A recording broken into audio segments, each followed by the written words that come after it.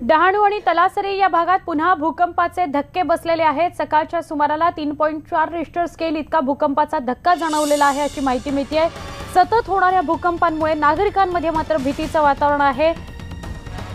मागच्या 2 दिवसांमध्ये हा भूकंपाचा दुसरा धक्का पालघरमध्ये बसलेला बघायला मिळतोय। आमचे प्रतिनिधी विजय राऊत यांच्याकडून अधिक माहिती घेऊया। विजय, काय ताजी माहिती आहे? नक्कीच गेल्या 3 महिन्यापासून या परिसरामध्ये वारंवार भूकंपाचे धक्के बसत आहेत। 2 दिवसापूर्वी तर 3.6 रिश्टर स्केलचा एवढा मोठा धक्का बसला होता। त्यानंतर नागरिकांमध्ये मोठ्या प्रमाणात भीतीचं वातावरण निर्माण झालं होतं। आज देखील सकाळी 3.4 रिश्टर स्केलचा धक्का जो आहे या ठिकाणी बसलेला आहे।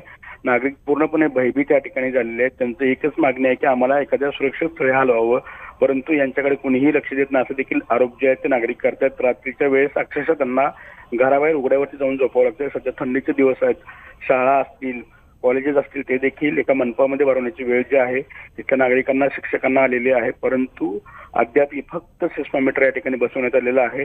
ना कुठली अँब्युलन्स आहे, ना कुठलीही जबाबदारी या ठिकाणी शासन स्वीकारत नाही असं मागणी जी आहे ते नागरिक करतात। धन्यवाद विजय, माहिती दिल्याबद्दल।